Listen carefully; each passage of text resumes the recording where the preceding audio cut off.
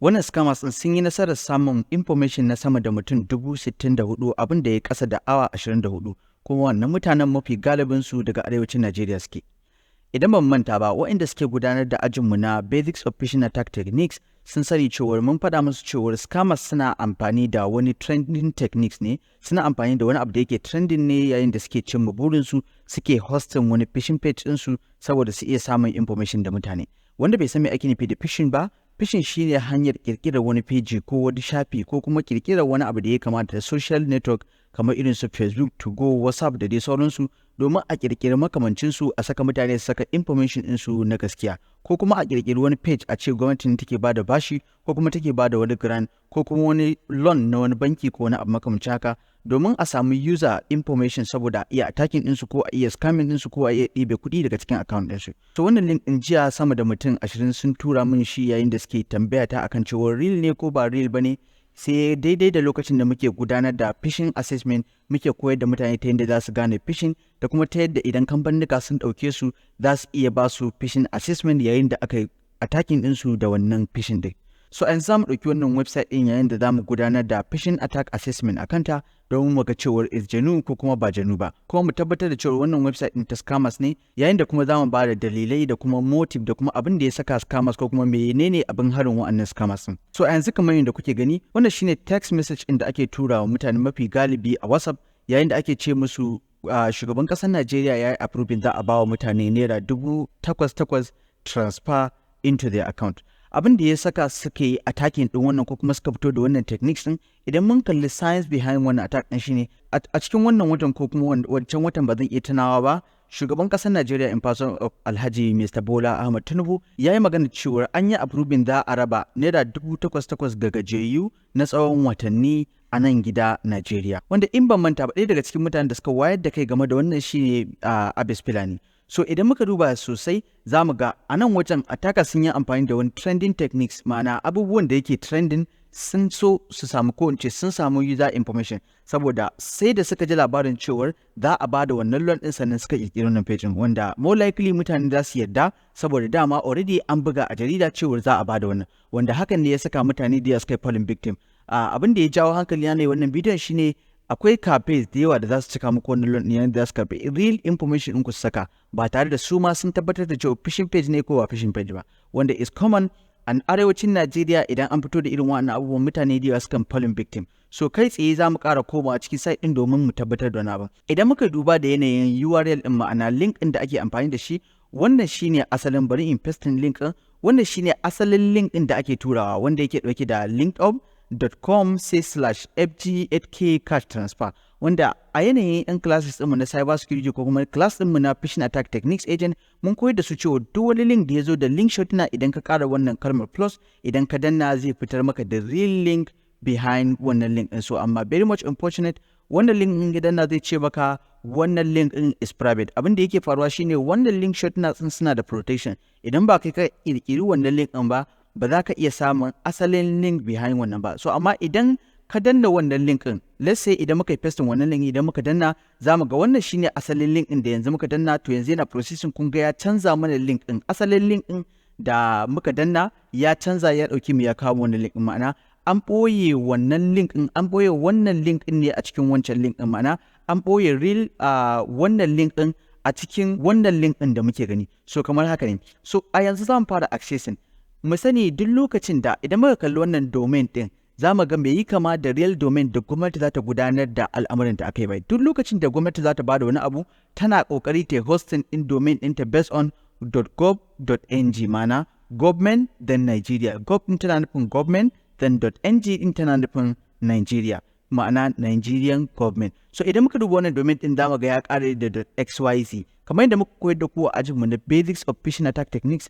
Duk domain ɗin da ya ƙare da .xyz mafi yawanci a pre-domain, shi saka attackers suke samun access da wannan domain ɗin su hosting phishing page ɗinsu. So kun ga kenan daga nan wajen za mu san cewa wannan page ɗin is scam tun daga wannan URL ɗin. So idan muka matsa za mu ga cewa shikenan bari mu je content enumeration, ma'ana content investigation na phishing attack. Idan muka zo za mu karanta federal government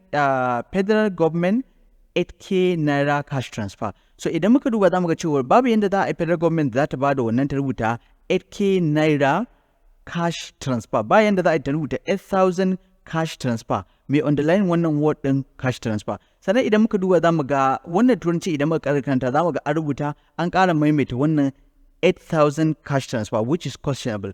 Idan muka dawo za mu yi content assessment again, za mu ga cewa wannan scammer din yana buƙatar full name, ma'ana ka saka masa full name ɗinka, sai ka saka mai email ɗinka, sai ka saka mai phone number ɗinka. So ko iya phone number da email ka mai providing zai iya amfani ya proposing into ko kuma ya gudanar da attack a email ɗinka. So za mu ga a iya nan wajen abin da mutumin yake accessing shine yana buƙatar ka saka masa email da phone number.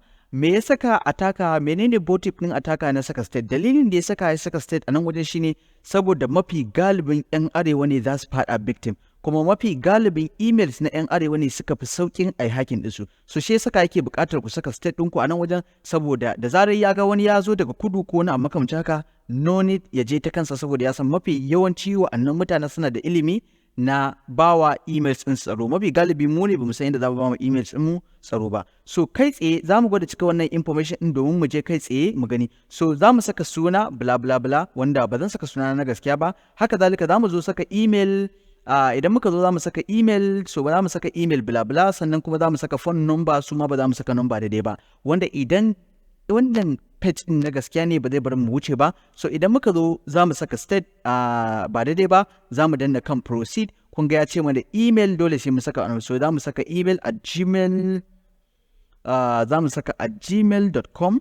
So idan mun saka wannan kalmar at gmail.com din, kun ga gmail din ma mu rubuta daidai ba. Idan mun danna kan send, kun ga ya tafi, duk da cewa ba mu rubuta gmail daidai ba, kun ga ya tafi. So kai tsaye idan muka zo nan wajen za mu iya accessing, so ku rubuta ku ajiye. Idan muka ce nan wajen kun ga an rubuta 1 minute, wannan mutumin ya yi liking sannan ya yi wannan comment din 1 minute. A yanzu muna karfe 12:20, za mu dan jira kaɗan zuwa 12:21 ko da minti 22, za mu ga idan page ɗin gaskiya ne, idan muka refreshing nan wajen zai koma 2 minutes, nan wajen zai koma mai minti 2.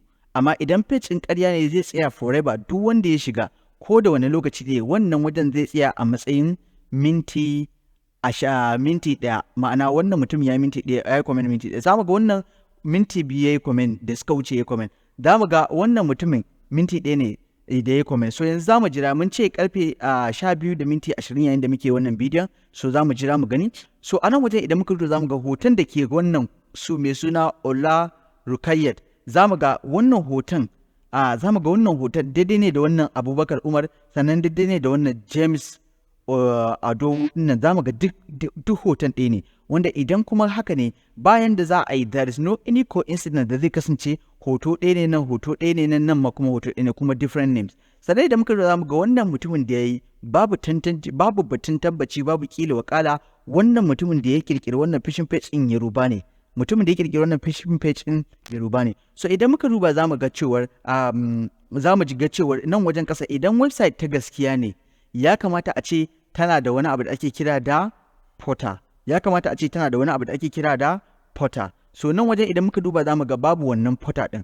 So kamar da muke gani za mu ga nan wajen idan mun karanta wannan turancin za mu ga application for the ongoing federal government, kamar yadda muka faɗa cewar yanzu wannan 8,000 ɗin da aka yi approving ba a fara raba ta ba, amma yanzu sun ce za a fara raba ta. Sannan kuma nan wajen sun ce mu danna nan wajen domin mu iya samun access na saka information ɗin bankinmu. So idan muka duba za mu ga cewar yanzu minti 2, za mu ga cewar yanzu ɗazu mun duba mun ga minti 1 ne, a yanzu muna da minti 22, amma nan wajen yana rijin mana cewar karfe mun yi minti 3, which tun daga nan za mu fara wannan. So yanzu bari mu ƙara refreshing, bari mu refreshing ku ga wani abu. Idan muka yi refreshing za ku ga nan wajen ya ƙara dawowa da minti 1 this still, da mu ga ya ƙara dawowa menene minti 1, meaning wannan abun baya taɓa tafiya da time, ma'ana tun daga nan wajen nan ma za mu ƙara tabbatarwa. Sannan idan muka duba akwai wani abu da ake kira fota, wanda ɗalibanmu na cyber security, ma'ana ɗalibanmu na phishing attack techniques sun san cewar akwai wannan fota ɗin. Sannan idan muka duba za mu ga cewar nan an ce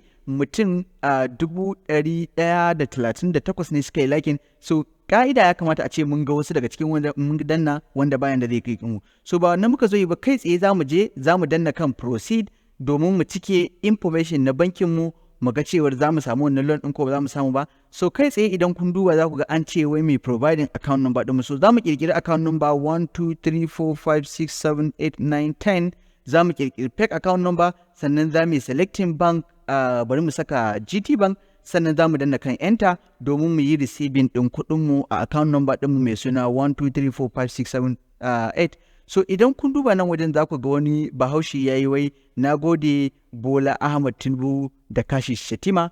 Wannan mutumin mun tabbatar da cewa Yoruba ne kuma ya yi amfani da wani abu da ake kira Google Translator ya rubuta thank you Bola Ahmad Tinubu and Kashim Shatima, wanda ya fassara yayin da ya zo ya yi pasting a nan wajen saboda mutane su san cewa akwai Hausawa. Wannan phishing page indirectly an yi shi ne saboda a tagin din mutanenmu Hausawa, kuma gashi a nan wajen an yi amfani da kalmar Hausa domin a iya attracting din Hausawa. Kamar yadda muka faɗa shi ne ana so a target din Northern Nigerian people ne, wannan shine motive behind wani abin. So kun ga bayan yayi wannan abin sai ya ce mana wai kuɗin mu ba zai shiga ba har sai mun yi sharing wannan link din zuwa ga WhatsApp group.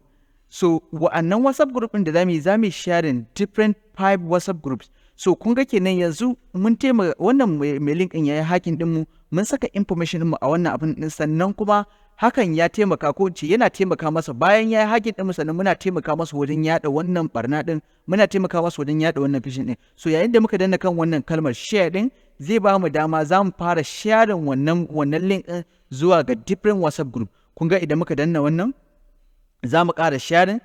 So idan muka ƙara dannawa za mu yi sharing for the second time, za mu ƙara dannawa, za mu ƙara sharing, za mu ƙara sharing, za mu ƙara sharing, wanda yana 98, wanda za mu danna kan get now. Wanda idan mun danna kan get now mun ga cewar ya ɗauke mu ya kai mu wani abu daban wanda ya kawo mu zuwa ga wannan Google, ma'ana totally ya fita da mu, wanda ba ciki ya zai ba, kuma ko da mun yi sharing ba za a ba mu ba, zai ɗauke mu ya kawo mu kan Google ne, wanda daga Google zai ɗauke mu ya kawo mu Google ne, wanda daga can wajen zai ɗauke mu ya kawo Google ne, wanda ba za a ba mu wannan bashin ba, kuma ƙarya ne kuma ba gaskiya ba ne. So abin da nake so mutane su gane ba komai ba ne ake gani a intanet a cike. Wannan ataka ɗin tabbas bayarabe ne, yana targeting ɗin bankinmu, yana targeting ɗin email ɗinmu, so sai mu zama very extraordinary cautious akan cike irin waɗannan abubuwan. So a ƙarshe za mu yi ƙoƙari mu yi attacking ɗin wannan website ɗin, za mu kai shi ƙasa da ni da wasu daga cikin team ɗina. Ina muku wannan alƙawarin insha Allah za mu kai wannan website ɗin ƙasa. Bayan mun kai shi sannan za mu yi ƙoƙarin binciko wane ne wannan attack ɗin, but definitely kamar yadda na faɗa muku bayarabe ne yayi. A yanzu ma na ga wasu mistakes ɗin da yayi wanda insha Allah za mu iya cin masa da wannan mistake ɗin da yayi. Ina mana fatan alkhairi, stay safe. Yan ajin cyber security na kuma wannan shi ake kira da content and domain enumeration. Mu haɗa darasi na gaba.